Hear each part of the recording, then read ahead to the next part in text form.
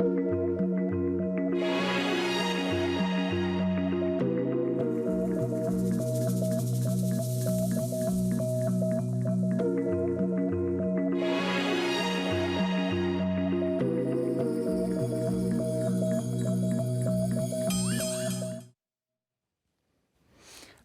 et bienvenue dans La Foi prise au mot, votre rendez-vous de réflexion et de formation. Ce soir, nous vous proposons de plonger dans l'univers fascinant d'Henri Bergson, l'un des plus grands philosophes français du XXe siècle, dont l'œuvre continue de nourrir notre compréhension de la vie, de la conscience et de la spiritualité. Connu pour ses concepts novateurs comme l'élan vital et le temps vécu, Bergson a révolutionné notre manière d'appréhender le temps et le mouvement en mettant en lumière une expérience profondément ancrée dans le vécu et dans la créativité. Dans les deux sources de la morale et de la religion, il propose une analyse magistrale des relations entre morale, mysticisme et société. Alors, qui était Henri Bergson? Comment ses idées éclairent-elles notre regard sur le religieux? Et en quoi sa philosophie reste-t-elle d'actualité pour réfléchir aux grandes questions humaines et spirituelles? C'est ce que nous allons découvrir ensemble avec mes deux invités. Arnaud Boiniche, bonsoir. Bonsoir. Vous êtes professeur de philosophie en classe préparatoire à Arras. Vous êtes également chargé de cours à la Sorbonne et vous êtes le secrétaire des Amis de Bergson. Alors peut-être un mot, qu'est-ce que c'est que les Amis de Bergson? Alors, Bergson a des amis. Absolument. Bergson a des amis, a beaucoup d'amis et des amis au-delà des frontières. Donc c'est un Bergson très ouvert puisque cette société accueille toutes les nationalités, que ce soit le Brésil, le Japon, que ce soit dans toute l'Europe, en Lituanie. Voilà, on a des amis de toutes parts. Et cette société donc, qui existe depuis une vingtaine d'années a beaucoup d'activités autour de la recherche, autour de la diffusion aussi de la pensée de Bergson. Il y a un site, Société des Amis de Bergson, SAB, qu'on trouve sur n'importe quel moteur de recherche, où on trouvera énormément d'actualités autour de Bergson, d'archives, de ressources. J'invite quiconque a envie de rejoindre ses amis de Bergson, de se connecter et d'aller voir un peu sur ce site qui vraiment est extrêmement bien fait et avec une actualité quasi quotidienne.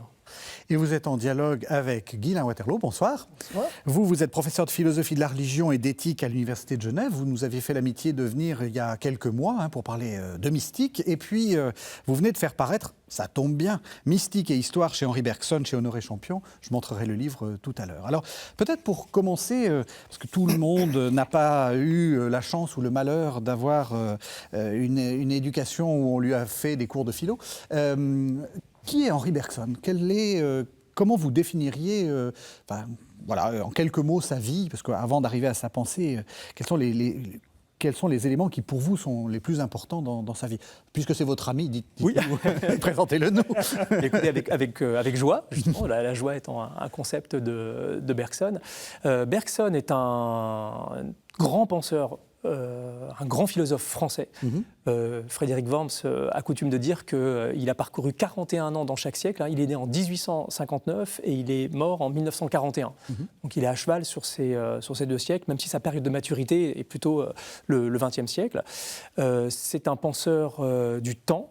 C'est un penseur du temps qu'il appelle d'un mot alors à la fois très courant et en même temps très technique dans sa pensée, dans ses écrits, c'est la durée. Il appelle ça la durée, pour démarquer le temps dont il veut parler, qui est le temps subjectif, du temps objectif, du temps des montres, du temps du calendrier, du temps de l'agenda, du temps que l'on mesure, du temps de la science, qui est un temps finalement pour lui, un temps qui est à placer du côté de la quantité et un temps qui au fond n'existe pas.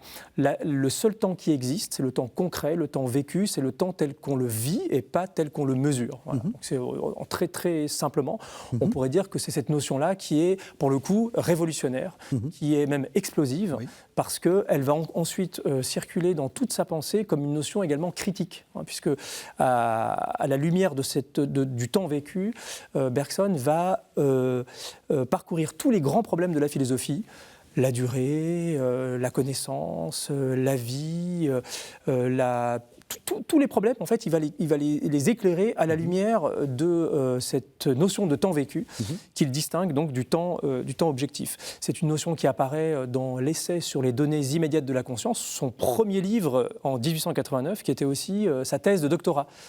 Et finalement, au moment de sa soutenance, Bergson était assez déçu parce qu'il y a eu très peu de questions finalement sur ce deuxième chapitre, qui est le chapitre dans lequel il présente cette notion, qui est appelée à avoir vraiment une postérité extraordinaire, puisqu'elle va désormais irriguer toute sa pensée, tous ses livres, et également être extrêmement discutée dans tout le XXe siècle. Donc voilà comment on peut, en quelques mots, introduire à Bergson. Sinon, Guylain Waterloo, il a une vie particulière. Enfin, je veux dire, la vie d'un prof de philo, aussi heureuse ou malheureuse que celle d'un prof de philo. C'était un universitaire qui a gravi, on va dire, les échelons, qui très vite est monté à Paris, après avoir fait un tour par Clermont-Ferrand, qui a occupé... Alors, il a été refusé à la Sorbonne. Ça, c'est tout à fait notable. Mais il est devenu professeur au Collège de France. Et puis, à partir de là, il a été un peu couvert d'honneur, on peut dire. Il est entré à l'Académie des sciences morales et politiques. Il a été élu à l'Académie française. Et en 1927, il aura le prix Nobel de littérature. Donc, c'était une des autorités académiques. Il a fait rayonner la France à ce moment-là. Il sera même, pour cette raison, envoyé aux États-Unis pendant la Première Guerre mondiale, en 1917, chargé d'une mission. Et cette mission, c'était de favoriser l'entrée en guerre des États-Unis d'Amérique auprès des alliés anglo, français et russes. Donc il a eu une vie publique, une vie académique, mais aussi une vie publique. Il a eu un énorme succès. À vrai dire, à partir de l'évolution créatrice, il a eu une réputation mondiale. Ce succès l'a exaspéré, a fini par l'exaspérer, parce qu'on venait à ses cours comme à un événement mondain, ce qui l'a profondément irrité. Il a pris sa retraite avec la guerre de 14-18.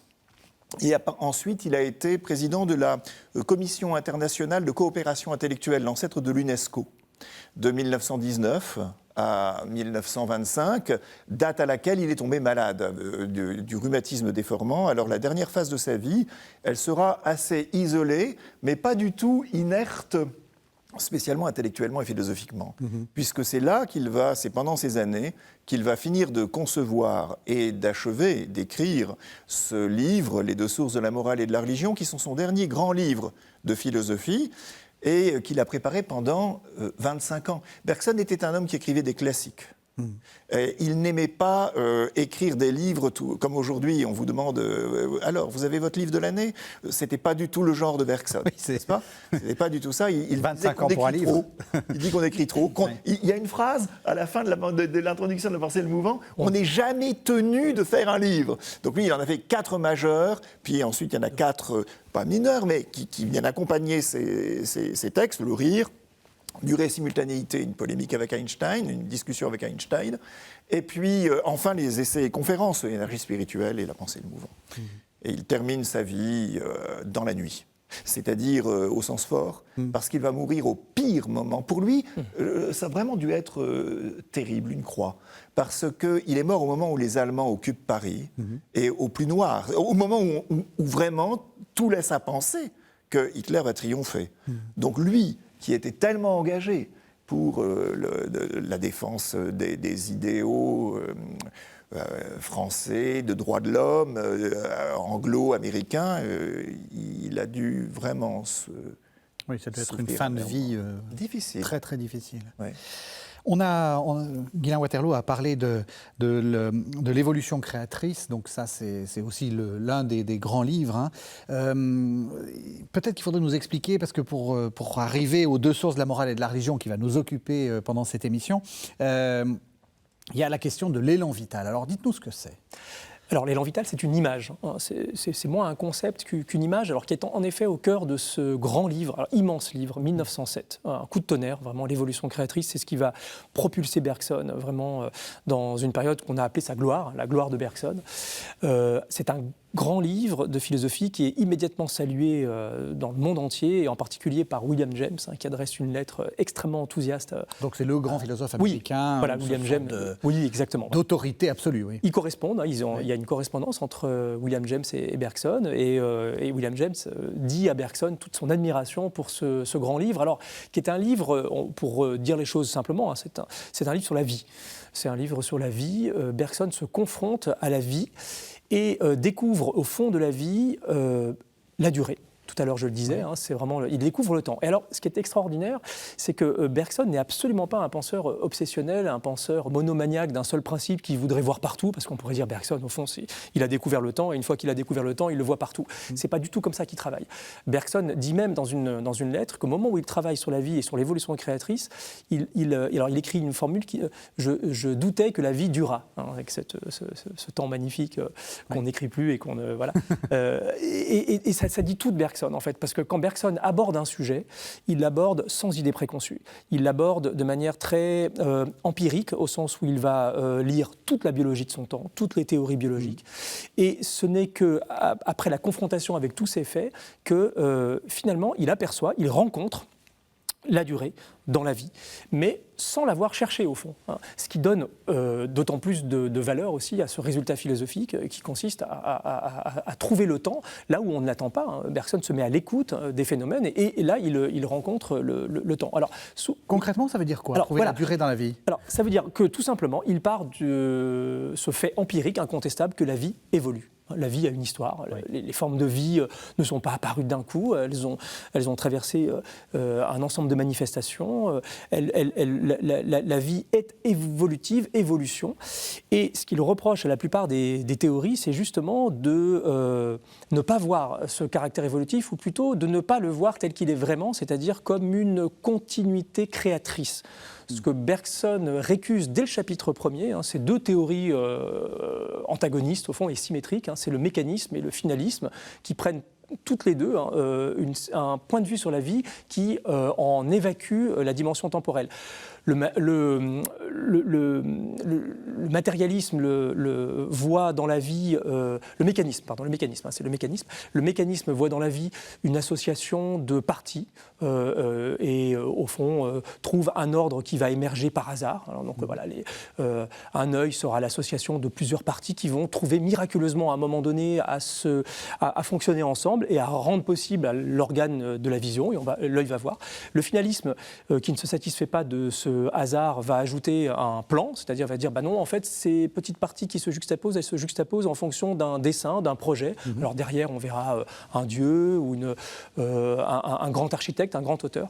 Et Bergson dit que dans les deux cas, en fait, ces deux théories sont à côté de la plaque dans la mesure où elles évacuent le temps, parce que elle considère que tout est donné, c'est-à-dire que ces parties-là sont déjà données et puis il a fallu travailler avec elles pour les associer de façon à ce qu'elles fonctionnent ensemble pour donner lieu à des formes vivantes ou à des organes. Et Bergson dit non, les choses ne se sont pas passées comme ça. Il y a eu un courant de conscience qui s'est propulsé dans la matière et qui a cherché à obtenir quelque chose qu'il n'attendait pas. Donc il y a une démarche très expérimentale. Il prend l'exemple de l'œil, par exemple. Comment se fait-il que sur des lignes évolutives très différentes, très divergentes, par exemple celle des mollusques et celle de l'homme, prenons on retrouve un appareil visuel qui est un œil. En fait, comment se fait-il que comment expliquer cette convergence sur des lignes aussi divergentes? Eh bien, en fait, Bergson l'explique en ce sens que la vie a cherché à obtenir dans la matière quelque chose qui était la vision, et donc il y a quelque chose qu'il explique dans les termes d'une marche à la vision. Voilà. La vie s'est engagée et elle a cherché à obtenir la vision par toutes sortes de moyens. C'est la raison pour laquelle les appareils visuels sont très différents entre les espèces, mais finalement vont réaliser la même fonction qui est la vision. Donc, et il y a quelque chose de créateur, c'est-à-dire qu'il y a la vie a vraiment cherché, en face de cette matière qui lui résiste, à obtenir le dispositif qui lui permettra de voir. Donc voilà, la vie est créatrice. Au fond, elle s'est posé un problème. Comment obtenir la vision à partir d'une matière qui elle-même est opaque, la matière ne laisse pas passer la lumière. Et comment faire pour ruser en quelque sorte avec cette matière pour obtenir la vision? Donc voilà, très simplement. Donc il a fallu pour ça du temps, il a fallu pour ça justement cet élan vital dont on ne peut pas se passer pour expliquer comment la vie a pu obtenir une réussite telle que la vision.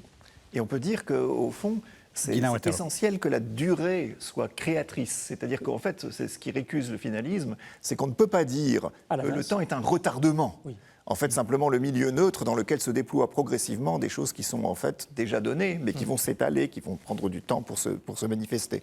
En fait, la vie est pleine de surprises. Le mouvement créateur, en fait, il reprend Darwin en y pensant fortement la notion de création de formes nouvelles. Et à partir d'une pensée où, au fond, trois choses fondamentales vont se déployer sur cette terre à travers ce qu'il nomme l'élan vital. D'un côté, ce qu'il nomme la torpeur, de l'autre, ce qu'il nomme l'instinct, et enfin, ce qu'il nomme l'intelligence. Alors, la torpeur, on pourrait se dire, qu'est-ce que c'est que ça? Ça veut dire, en fait, ça veut dire la capacité à se tenir, et en l'occurrence, chez les végétaux. Ce sont les végétaux qui vont développer de façon originale, créatrice, cette ligne-là. Ils vont stocker de l'énergie. Chez les animaux vont se saisir des végétaux et vont utiliser une énergie déjà stockée pour agir. Parce qu'au fond, Bergson est un penseur de l'action. On le retrouvera avec les deux sources. Hein. Alors, et avec cela dit, il y a deux grandes lignes d'évolution. Il y a beaucoup de ramifications, mais deux grandes lignes. L'instinct d'un côté qui culmine chez les hyménoptères que sont les fourmis et les abeilles et dont on sait les merveilles que constituent les sociétés de fourmis et d'abeilles, merveilles instinctives, et de l'autre côté l'intelligence chez les mammifères vertébrés qui culmine avec l'être humain, où l'intelligence, au fond, obtient cette chose extraordinaire, rompre la chaîne de la répétition, c'est-à-dire l'être humain, l'humanité, ce qu'on appellera ensuite l'humanité, l'espèce humaine, c'est l'espèce animale capable de liberté. Et donc qui ne répète pas sans cesse la même chose de génération en génération. Et quelque chose s'est passé, et Bergson va penser que, puisque à la racine, torpeur, intelligence et instinct étaient mêlés, eh bien, il y a chez l'être humain l'intelligence qui s'est développée essentiellement, mais de façon comme un halo résiduel. Il y a la torpeur qui est chez nous la paresse, et il y a l'instinct qui est chez nous l'intuition. C'est-à-dire la capacité pour l'être humain, par son esprit, de se retourner et de saisir intuitivement le mouvement par lequel il devient et manifeste ce qu'il est. L'intuition va devenir le soutien majeur de la philosophie, qui est une expérience de pensée qui évidemment s'exprime intellectuellement, mais qui n'est pas seulement intellectualité. Alors, les téléspectateurs ont l'impression qu'on est très très loin de la morale et de la religion, mais vous allez voir que c'est effectivement, vous allez nous montrer que c'est très très lié. Est-ce que le problème de Bergson, c'est qu'il pense dans les années 30 sur une biologie datée, évidemment. Est-ce qu'il y a encore un peu d'actualité de cette pensée-là, ou est-ce que vous pensez que ça c'est un peu, on le formulerait plus de la même manière avec l'évolution des sciences? Alors, il pense la biologie plutôt au début du XXe siècle. Hein, oui, donc plutôt. Voilà, oui. Ça, oui, ce que j'allais dire. Oui, vous avez raison, 1907. C'est ça, exactement. En 1932, néanmoins, parce que dans les deux sources, on en parlera tout à l'heure, il reprend ces résultats de l'évolution créatrice, parce qu'en réalité, c'est vrai qu'on ne peut pas comprendre ce quatrième et dernier grand livre si on ne s'appuie pas sur les résultats de l'évolution créatrice. Et d'ailleurs, il ne cesse, hein, dans chacun des chapitres, de revenir sur ses acquis antérieurs pour se propulser vers un résultat nouveau. Donc, y a-t-il une actualité de Bergson? Oui. Alors, Bergson à travers la nouveauté, justement. C'est-à-dire, je pense que il pense que dans la vie, il y a du nouveau, et il va jusqu'à dire aussi que dans l'univers, il y a de la nouveauté, et il pense à partir du principe de la thermodynamique, hein, en essayant de montrer que dans le vivant, que se passe-t-il? Eh bien, il y a des êtres qui sont capables de remonter la pente que la matière descend, c'est-à-dire l'entropie. L'entropie, c'est ce qui va vers la dégradation, ce qui va vers la mort, hein, la mort thermique de l'univers à l'origine, à destination, à la fin, quoi, oui. à terme. Voilà. Oui. Et les êtres vivants sont des petites machines, effectivement, à remonter cette pente et qui introduisent dans l'univers un principe de négantropie, négation de l'entropie. Donc, voilà. Et donc, ils sont capables d'introduire quelque chose qui est de l'ordre d'une nouveauté. Hein. Ils sont capables de se régénérer, de se recréer. Et ça, c'est fondamental. Et j'ai lu l'ouvrage d'un physicien qui s'appelle Olivier Cossat de Beauregard, qui travaille sur ce second principe de la thermodynamique, et qui dit dans la préface avoir eu un choc, il en parle vraiment en termes de choc, hein, le fameux choc Bergson, en disant qu'un fameux été, hein, il a découvert ce livre, et il y a trouvé quelque chose qui l'a vraiment propulsé. Donc ça peut servir d'inspiration. Donc, voilà, c'est pour ça que je vous dis c'est pour vous répondre, hein, qu'il y a vraiment des scientifiques, hein, qui ont trouvé chez Bergson une ressource pour penser et pour poursuivre leurs propres travaux. Donc c'est la preuve qu'il y a chez Bergson quelque chose qui est comment dire, alors on dirait inspirant aujourd'hui. Hein, je pense aussi à Isabelle Stengers, la Nouvelle Alliance aussi, avec Ilya Prigogine également, Prigogine et Stengers. Hein, il y a eu ce qu'on appelait Nouvelle Alliance également, qui reprend ce principe de la physique sur de la thermodynamique et de la négantropie. Et qui montre comment la science du XXe siècle s'est construite justement contre l'âge classique, hein, qui voyait justement dans l'univers quelque chose qui se répète, qui se reproduit avec des lois inflexibles. En fait, non, et là, voilà, en réalité, il y a de la contingence, jusque dans la physique. Hein, Bergson l'a dit, elle le dit dans la mécanique quantique. Voilà, la mécanique quantique, exactement, sur laquelle Bergson s'appuie. Donc il y a vraiment, Bergson est en prise, hein, vraiment sur quelque chose qui est en ébullition au XXe siècle et ce qui sera repris. Il discute la théorie de la relativité d'Einstein aussi, donc Bergson a eu le souci aussi de discuter avec cette grande théorie. Donc il y a vraiment quelque chose de très stimulant dans la façon dont Bergson aborde les sciences, en particulier la biologie, mais également toutes les sciences, et qui ont donné lieu à des reprises dans sa postérité. Alors, les deux sources de la morale et de la religion, 1932, ça commence par un passage très très fascinant dans lequel Bergson se dit, réfléchit sur notre rapport à la société et en particulier sur le fait que nous croyons les autres plus morales et c'est ça qui nous rend plus moraux et c'est ça qui nous rend moral. Voilà, c'est cela. C'est fascinant. La façade que nous présente l'humanité, c'est ça. Et c'est en se regardant soi-même qu'on s'aperçoit que on n'est peut-être pas si bien que ça. Voilà, en fait, que sommes-nous ? Nous sommes d'abord des animaux sociaux. Oui. Et par conséquent, nous n'existerions pas s'il n'y avait une société dans laquelle nous sommes inscrits et dans laquelle nous grandissons, nous apprenons, on nous transmet des tas de choses. Et cette société, en fait, elle s'est très très vite inscrite dans chacun de nous. Nous avons intériorisé une obligation. Et en fait, ce que veut dire Bergson, ce qu'il soutient fort en s'inspirant de la sociologie de l'époque, en s'inspirant de on pourrait dire, son frère ennemi Durkheim, de l'École normale supérieure, la société nous conditionne en énormément de choses, sans même que nous nous en rendions compte. Une des questions que pose Bergson, c'est comment se fait-il que nous obéissions ? Alors que nous sommes libres, on pourrait dire non. Qu'est-ce qui fait qu'on obéit ? Ce qui fait qu'on obéit, c'est qu'on a pris l'habitude d'obéir et on a en nous une disposition à prendre l'habitude d'obéir, que la société active par des mécanismes de dressage, de conditionnement ou, plus noble, d'éducation. C'est-à-dire, dans l'éducation, on comprend pourquoi on obéit, on en saisit les raisons. Dans le dressage, on obéit parce qu'on nous a demandé de le faire, et sans demander de raison. Mais en tout cas, nous sommes si spontanément, s'il ne faut pas un gendarme derrière chacun d'entre nous, c'est d'abord parce que nous avons intériorisé l'obligation. C'est un peu ça qui est très étonnant. Comment ça se fait qu'on obéisse généralement ? Et en fait, ce que Bergson veut dire, c'est que c'est inscrit dans une exigence de la vie. On a eu tort de penser que la morale et l'obligation, morale et sociale, était une construction de la raison. Bien sûr, la raison va rationaliser les motifs. Elle va nous expliquer à nous-mêmes quel est l'intérêt d'obéir et pourquoi nous obéissons. Mais si nous obéissons concrètement, en particulier au moment où nous sommes tentés, au moment de la tentation. Parce que c'est là où il dit qu'on devient... parce qu'on a une sorte de morale quasiment instinctive en permanence. On ne s'en rend même pas compte. On s'arrête à tous les feux rouges. Voilà, et si on le fait, c'est parce qu'on est conditionné à le faire. Et on s'aperçoit que cela ne va pas de soi le jour où tout de même, là, on est trop tenté, on résiste. Oui. Et à ce moment-là, on s'aperçoit de quoi ? On s'aperçoit qu'il y a en nous, au fond, c'est un résultat de la vie en nous. Vous voyez, c'est disposé par la vie. C'est pas nous qui l'avons construit. L'espèce humaine n'aurait pas été viable si elle n'avait pas inscrite en elle cette disposition à vivre socialement. De même, aux yeux de Bergson, elle a une disposition à développer ce qu'on nomme le religieux, la religion. Voilà.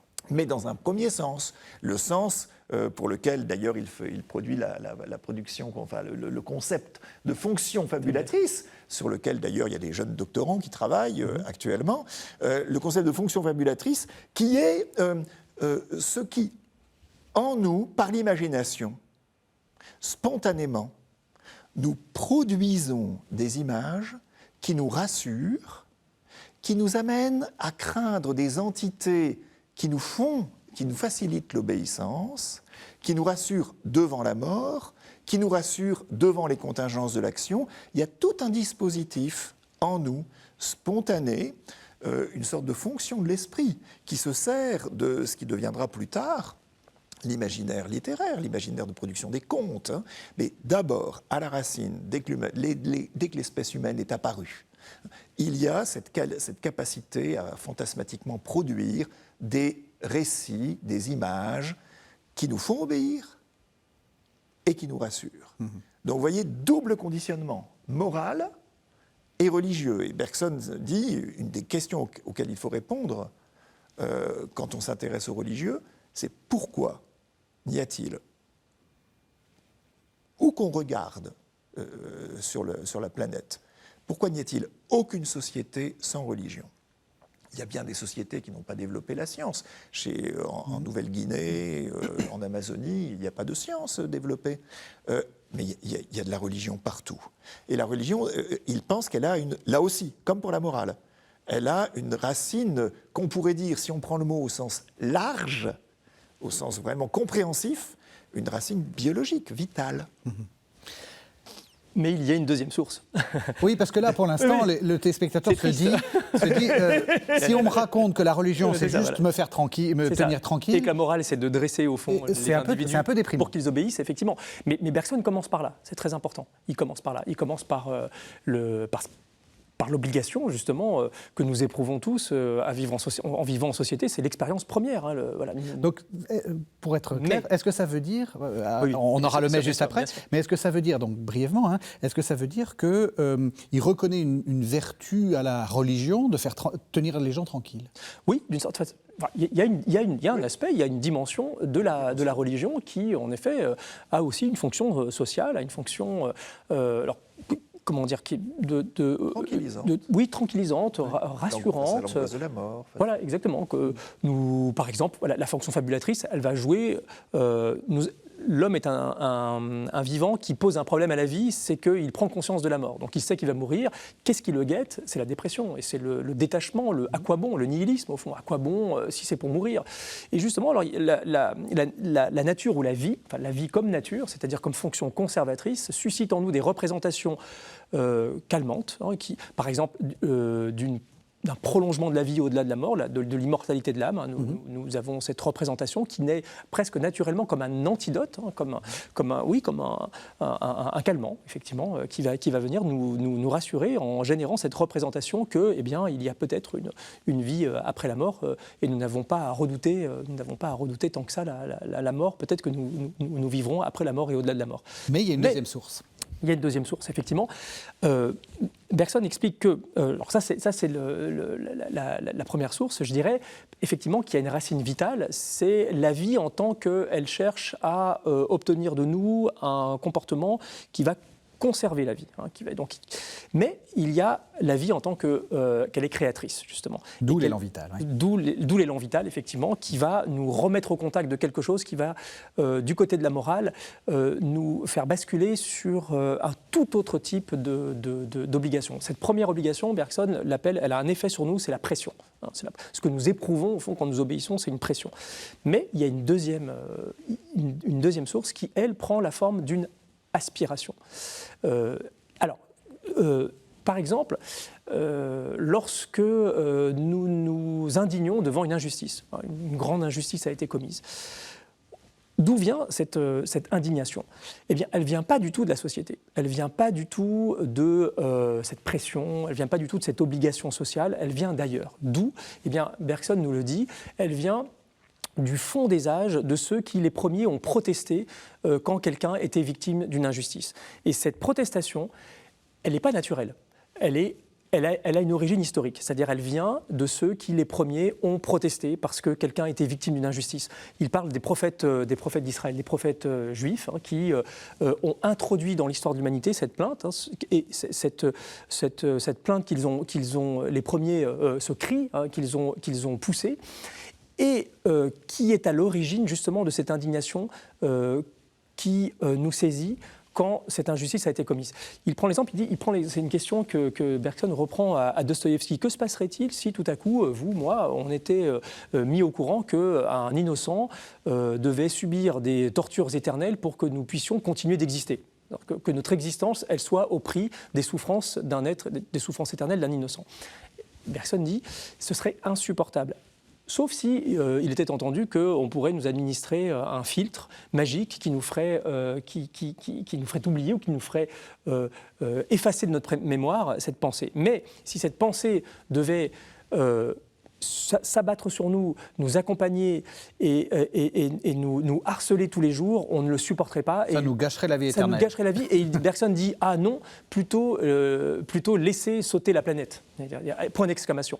Avec une formule extrêmement familière. C'est sous la plume d'un philosophe qui écrit merveilleusement et qui est « laisser sauter la planète ». C'est dire que voilà, tout à coup, il y a un insupportable, un intolérable qui surgit.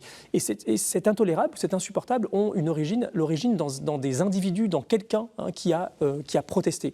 Donc autant l'autre morale a une origine qui est impersonnelle, j'obéis parce que j'obéis, c'est inscrit dans ma structure, autant cette autre source de la morale, justement, a été activée par des individus dans l'histoire. Et c'est du fond des âges, justement, dit Bergson, que nous sommes interpellés, appelés. Vraiment, il y a quelque chose qui est de l'ordre d'un appel. Autant l'autre morale s'exprime sous la forme d'une pression, autant l'autre aspect de la morale vient d'un appel.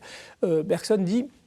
Ils n'ont pas besoin, ces individus, d'exercer sur nous une pression, de nous obliger à quoi que ce soit. Il dit, au fond, le seul fait qu'ils aient existé, leur existence est elle-même un appel. Nous sommes émus, et cette émotion, alors c'est très important, on va peut-être en dire un mot, mais cette émotion, nous sommes remis en mouvement. Alors pourquoi cette deuxième source, elle est à placer du côté de ce que Bergson appelle l'ouvert. Autant la première source vise la clôture sur une société, la clôture sur un groupe, la clôture sur des recommandations qui vont nous attacher les uns aux autres, des lois auxquelles nous allons obéir. Autant l'autre source nous ouvre, parce que cet individu qui souffre, peu importe qui il soit, c'est un homme, c'est un être humain. Et justement, voilà. C'est peut-être là le lieu de dire que ça n'était pas du tout, ça n'allait pas de soi. C'est pas naturel. Voilà. C'est-à-dire que l'espèce humaine, en tant qu'espèce humaine, elle était conditionnée à vivre en petits groupes où chaque groupe est virtuellement ennemi les uns des autres. Et au fond, naturellement, les êtres humains pensent que les vrais hommes, c'est leur groupe, leur cité, leur communauté, leur peuple. Les autres, c'est soit, comme disait Claude Lévi-Strauss, en parlant des Indiens Yanomami, qu'il interrogeait en leur demandant qui sont ceux qui sont de l'autre côté de la rivière ou de l'autre côté de la montagne. C'est des œufs de poux, des singes de terre. Les vrais hommes, c'est nous. Et quand nous, on dit en Afrique, en Asie ou je ne sais où, ce sont des barbares, c'est la même chose que nous faisons. C'est-à-dire que nous ravivons la clôture, la discipline du groupe contre le reste. Et pour qu'il y ait ce que disait Arnaud, pour qu'il y ait cette exigence ouverte sur l'humain, c'est-à-dire considérer que qui que ce soit, s'il souffre injustement, ce n'est pas tolérable, il a fallu que se passe quelque chose. Il y a eu une rupture. Et cette rupture, Bergson pense, là c'est assez singulier, parce qu'il va réunir aussi bien pour la morale que pour... Enfin, il va réunir morale et religion, alors que dans le statique et dans le clos, dans le statique et dans le clos, c'était dissocié, il y a la religion d'un côté, la morale de l'autre. Morale dynamique, religion ouverte se rejoignent, se recouvrent, c'est-à-dire que la nouvelle morale, elle vient d'une inspiration religieuse. Et cette inspiration religieuse, elle est rendue possible par une intuition tout au fond de nous-mêmes de la présence de la racine de la vie qu'on nomme communément dans les religions monothéistes Dieu. Tout au fond de nous-mêmes, si nous avons la capacité, et en fait elle est très rare, c'est un vrai problème ensuite pour la question de l'histoire. Oui, ce sont des personnalités exceptionnelles qui ont l'aptitude de remonter, de laisser monter vers eux quelque chose qui est au plus profond et qui va les bouleverser totalement. Alors une fois que pour eux ça a pu se passer, c'est-à-dire qu'ils ont, comme on dit, alors on dit où et quoi. On le dit dans les traditions mystiques. En fait, ce que là où on Bergson arrive. découvre, c'est là qu'on y arrive. Oui. Après avoir écrit L'évolution créatrice, Bergson découvre la mystique à travers un de ses élèves.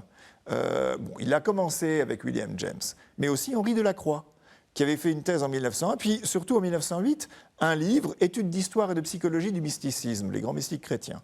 Bergson lit cela, il est stupéfait.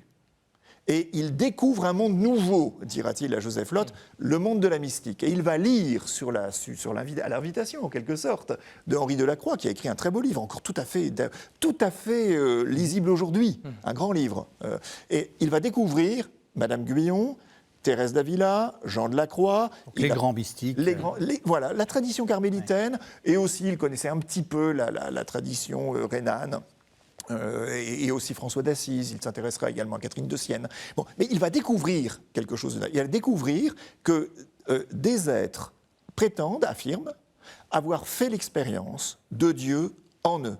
Et surtout, de s'être laissé transformer par Dieu même en le laissant venir jusqu'à eux. Donc, en d'autres termes, de renoncer en un sens à eux-mêmes. Chacun de nous, nous nous affirmons nous-mêmes. Et pourquoi est-ce exceptionnel et difficile? Parce qu'il s'agit, dans l'expérience mystique, d'un renoncement de soi pour laisser passer à travers soi, alors, la racine de l'être, Dieu, qui va nous conduire là où on n'aurait pas spontanément envie d'aller. Alors évidemment, le chrétien va vous dire, ce que vous me racontez, ça ressemble quand même au Christ. La connexion avec Dieu, enfin l'expression même de Dieu. Est-ce que je plaque ? Est-ce que j'ai le droit d'utiliser Bergson pour m'aider à penser le Christ ou... Vous avez le droit. Non seulement vous avez le droit, mais peut-être même le devoir. Parce que donner le droit, autorisé. Merci. Mais c'est singulier parce que Bergson estime que la mystique n'est pas l'exclusivité, le monopole du christianisme. En fait, ça commence avant le christianisme. Ça commence avec les bouddhistes. Ça commence avec la pensée religieuse païenne qui culmine chez Plotin. Et ensuite, alors Plotin c'est après, c'est après le début du christianisme, mais ça commence avec l'orphisme, avec le platonisme. Bon, c'est déjà là. Seulement Bergson estimera que c'est incomplet. En fait, il pense, à tort ou à raison, qu'avec le Christ des évangiles, le mysticisme atteint sa complétude. Alors pourquoi atteint sa complétude? Qu'est-ce qui lui manquait? Ce qui lui manquait, pense-t-il, c'est le sens de l'action et de la transformation du monde. C'est-à-dire faire en sorte que Dieu ne soit pas seulement contemplé dans l'extase, qu'on ne s'unisse pas seulement à lui, avec le sentiment d'absorption, d'accueil en Dieu qui comble, qui est, on peut lire Plotin. Plotin dit seul vers le seul, il aspire à ce que l'extase revienne. Ou encore dans le bouddhisme, comprendre que l'artifice que constitue le moi auquel nous sommes attachés et atteindre le nirvana, c'est-à-dire être vraiment dans ce vide qui est un plein, mais où nous ne sommes plus des affirmations d'individus personnels qui s'affirment eux-mêmes. On est absorbé dans le tout. Il pense que cela est incomplet dans la mesure où Dieu reste absent du monde. Et avec le christianisme, avec le Christ des évangiles, c'est Dieu qui entre dans le monde au sens fort, parce qu'on pourrait très bien dire, dans la Bible hébraïque, c'est déjà le cas. Bergson dira, alors là aussi à tort ou à raison, à mon avis plutôt à tort, il disait mais c'est trop national. N'est-ce pas ? Alors il pense que c'est vraiment universel avec le Christ des évangiles qui en fait manifeste une action de Dieu au monde. Tous les mystiques qui suivront et s'inspireront de lui seront des mystiques complets parce qu'ils iront jusqu'à la saisie de la volonté par Dieu. Pas seulement la capacité de contempler et de percevoir et de s'émouvoir et d'intelliger, mais la capacité d'agir comme Dieu veut que ta volonté soit faite. Et ça, c'est la nouveauté. Alors après, il y a un statut particulier du Christ dans les deux sources qui est très spécial parce que moi, je pense que Bergson, une des particularités de cette œuvre, c'est qu'elle pense le point de jonction entre philosophie et théologie, sans mélange. C'est-à-dire que Bergson ne pense pas que la philosophie et la théologie sont au fond une même chose, ou que la théologie n'est que la poursuite de la philosophie. Non. Mais en fait, il reconnaît, il y a quelque chose de très singulier dans la page sur le Christ des évangiles. Il dit les mystiques complets sont des imitateurs originaux, mais incomplets, de ce que fut complètement le Christ des évangiles. Ah oui, c'est le modèle absolu. Des mystiques complets qui sont incomplets. Oui.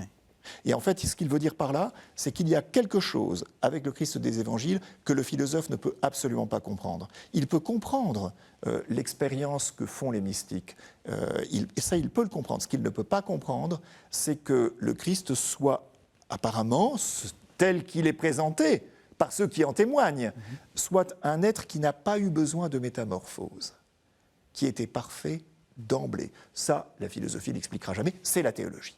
Alors là, au fond, c'est comme si c'était un passage de relais. Mais Bergson ne veut pas faire de théologie. Mais il marque le point de rencontre entre, dans son œuvre, les deux sources, entre la philosophie et la théologie, avec ce statut très particulier, très original en philosophie moderne, du Christ des évangiles.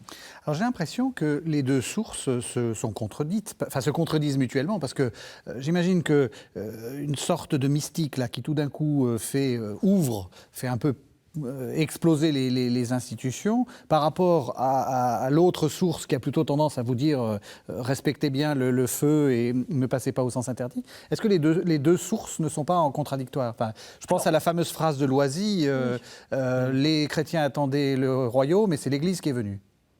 Alors, il n'y a pas contradiction, il y a distinction. Mais cette distinction, elle est faite par le philosophe. C'est-à-dire que le clos et l'ouvert, l'aspiration d'un côté et la pression de l'autre. Mais dans la réalité, elles se mélangent, en fait. Ce qui se passe, c'est que Bergson est un penseur du mixte, c'est-à-dire à la fois de la distinction et du mixte. Oui. C'est-à-dire que ce qu'il distingue dans la pensée se mélange dans l'expérience. Ce qui veut dire très concrètement que, par exemple, pour reprendre tout à l'heure, je disais la protestation qui consiste à réclamer justice pour quelqu'un qui est victime d'une injustice et qui consiste à s'attacher à la personne comme à un absolu, c'est-à-dire de dire par exemple que, au fond, l'intelligence, elle n'y verrait pas de problème, que le bonheur de l'humanité entière dépende de la souffrance d'un seul. Le calcul est bon, des milliards d'individus heureux et un seul, mais c'est insupportable. Et arithmétiquement, ça ne marche pas. On préfère que la planète soit détruite plutôt qu'un seul individu sur des milliards souffre et que ce soit la condition du bonheur. C'est vraiment là que les choses explosent. Ce qui a, donc, comme vous le disiez très justement, donc, ça craque en fait, ça fait craquer complètement la morale close et ça fait craquer complètement, disons, une morale qui serait fondée uniquement sur la conservation et sur les obligations sociales. C'est l'exigence d'une autre justice, une justice qui ne serait pas une justice arithmétique, une justice où il s'agirait simplement de compenser, de récompenser, donc qui compte, une justice, la balance. Là, c'est plus la balance du tout. Là, c'est s'attacher à la valeur absolue de la personne. Et cette valeur absolue de la personne, c'est un incommensurable. On ne peut pas mesurer une personne, une seule personne qui souffre, ça nous est insupportable. Et donc ça, c'est passé par exemple, dans les droits de l'homme. Oui. Par exemple, les droits de l'homme sont une façon d'institutionnaliser ou de chercher à faire passer dans un ensemble de devoirs, enfin d'obligations, mais qui donnent lieu aussi à des devoirs, de faire passer donc, dans quelque chose d'injonctif, c'est-à-dire qu'on doit reconnaître des droits, quelque chose qui a une origine qui dépasse complètement la société et qui dépasse complètement l'origine naturelle en fait, de ce qui nous fait obéir et de ce qui nous fait tenir ensemble sur des bases qui sont simplement celles de la pression sociale.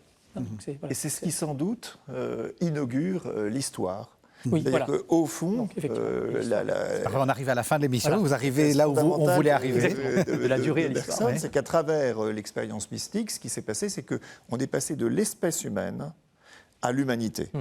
Avec cette espérance qui peut être impliquée que petit à petit, par diffusion, les êtres humains se réconcilient avec eux-mêmes.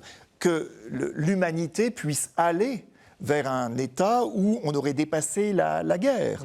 Donc il y a l'espérance d'une humanité réalisée, c'est sa philosophie originale dans le 4e chapitre où il développe la loi de dichotomie et de double frénésie. Sa philosophie originale, différente de Hegel, il introduit la contingence. Tout pourrait échouer. Oui, tout n'est pas prévu. Tout n'est pas C'est prévu. pas le développement d'une sorte d'idée Tout n'est pas qui... prévu. Mais même cela, voyez-vous, je me demande si Bergson n'est pas un peu trop optimiste quand il pense ceci, quand il pense au fond, une fois que l'histoire est enclenchée, il y aura une tendance forte qui ira vers la mystique, ce qui s'est passé, pense-t-il, durant ce qu'on appelle les temps médiévaux.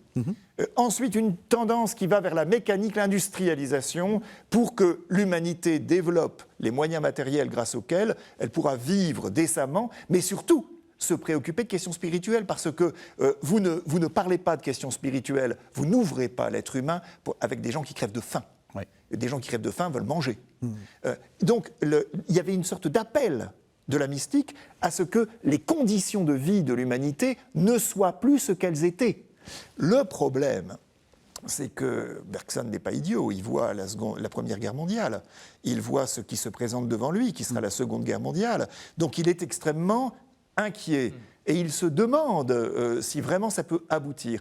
Et j'ai l'impression qu'il a au fond été un peu trop optimiste dans les deux sources de la morale et de la religion. Peut-être que c'était aussi lié à l'époque, mais au fond, à mes yeux, quand on lit bien les deux sources, on s'aperçoit que la puissance du clos est énorme. C'est-à-dire que le clos, c'est structurel, et c'est pour l'espèce tout entière. Et c'est une pression constante. Chasser le naturel, dit-il, il revient au galop. L'ouverture intervient par des personnalités exceptionnelles qui diffusent autant qu'elles peuvent, mais de manière fragile, de manière précaire. Regardez ce que nous vivons en ce moment. On ne peut pas dire que l'avenir devant nous fasse penser à une philosophie du genre « Oh, c'est qu'un mauvais moment à passer, mais bientôt, toute l'humanité sera heureuse, réconciliée, et surtout vivra dans de bonnes conditions sur la terre qu'elle habite bien. » si un nouveau mystique se présente. Alors, Bergson en doute. Est-ce que... Ah, il en doute. Lui-même en doute. Aïe. Parce que la grande difficulté... N'attendons pas trop. N'attendons pas. Oui, ne soyons pas... Il est vraiment pas naïf.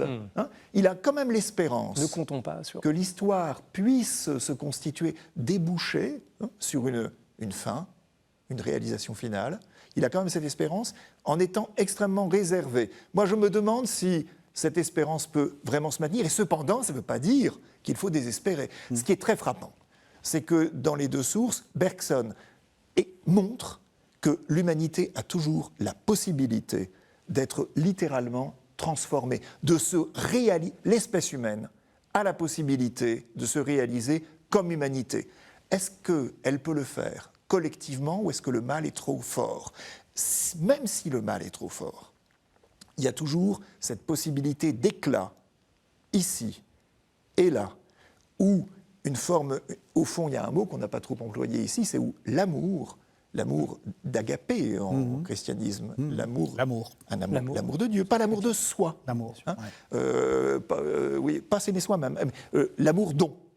Cet amour peut se mettre. Nous avons cette possibilité, grâce à cette révolution spirituelle qui s'est produite à un moment donné, nous avons cette possibilité qui nous est offerte. Elle est peut-être plus offerte à ceux qui veulent répondre qu'à toute l'humanité qui collectivement va réaliser ici, dans une des galaxies, il y en a 2000 milliards maintenant, on pense, depuis James Webb, 2000 milliards de galaxies. Donc dans ce petit coin de galaxie, l'humanité réaliserait la destination de l'univers. Elle la réalise déjà si Dieu peut être manifesté, si l'amour peut être manifesté, au moins ici et là. Comme dirait Alain Souchon, c'est déjà ça. C'est déjà ça. C'est déjà ça. Peut-être qu'il y a mieux ailleurs, peut-être pas, mais en tout cas, Bergson, même si sa philosophie de l'histoire est peut-être branle un peu dans le manche, hein, même si sa philosophie de l'histoire ne tient peut-être pas totalement la route, il a ouvert la perspective, il a montré que l'humanité n'était pas insensée. On arrive à la toute fin de l'émission. Arnaud Boinich, un exercice difficile. 2 bonnes raisons de lire Henri Bergson. Ou 3, allez, vous avez même droit à 3. 3. Son style, Son écriture, absolument. Moi, j'ai été tout de suite atteint. La première fois que j'ai lu du Bergson, c'était il y a très très longtemps au lycée, et ça m'a tout de suite appelé même. Une deuxième raison, j'ai l'impression que Bergson fait partie de ces rares auteurs où, quand on le lit, on a l'impression qu'il s'adresse à soi, donc à nous. Donc c'est vraiment, il y a des grands, les grands, Rousseau, Montaigne. Enfin, on a l'impression d'une sorte d'intimité immédiate avec Bergson, avec le penseur. Et une troisième, pour moi, alors c'est l'objet de ma lecture de Bergson, hein, c'est qu'on y découvre justement la nouveauté. C'est-à-dire qu'on découvre que la nouveauté, contrairement à ce qu'on croit, elle n'est pas ponctuelle, elle ne surgit pas ici ou là, la nouveauté, elle est continue. Et cette thèse d'une nouveauté continue, qui est absolument contre-intuitive, quand on dit que quelque chose est nouveau, on se dit, bah oui, il y a des choses qui sont nouvelles et puis d'autres. Mais Bergson explique que la vie, dans son déroulement, là, maintenant, en ce moment, est création continue d'imprévisibles nouveautés. Et ça, je trouve ça incroyable, à chaque instant, de se dire ça. C'est intéressant que vous disiez ça, parce qu'on est vraiment dans une époque, et vous avez des jeunes devant vous, parfaitement désespérés en disant que là, tout est écrit et que l'horloge eschatologique est en train de sonner. Ding, on va bientôt arriver à la fin des temps. Il faut lire Bergson. Il faut lire Bergson, exactement, pour résister à cette idée, à mon avis, qui est... Voilà, la vie nous surprendra. Voilà, exactement, la vie. Et surtout, elle nous surprendra, mais pas sans nous, en fait. Parce que ce que dit Bergson, c'est qu'il n'y a pas... cette création, on n'est pas spectateur, on est acteur. C'est-à-dire que ce qu'il faut comprendre, c'est que cette nouveauté continue, elle passe par notre propre volonté. C'est nous qui la générons, c'est nous qui la créons à chaque instant. C'est ça qui me semble absolument prodigieux et qu'on ne retrouve dans aucune part ailleurs, chez aucun autre auteur. Merci, ça donne envie de lire Bergson. Pour continuer à avoir envie de lire Bergson, votre livre, Guylain Waterloo, Mystique et Histoire chez Henri Bergson, une lecture des deux sources de la morale et de la religion, et donc c'est paru chez Honoré Champion. Ça vient de paraître, en fait. Ça vient de paraître, le mois dernier. Eh ben, merci beaucoup. Merci à tous les deux de nous avoir mieux fait découvrir Bergson. Merci de nous avoir suivis. Vous savez que vous pouvez retrouver cette émission sur le site internet de KTO, www.ktotv.com, et on se retrouve la semaine prochaine.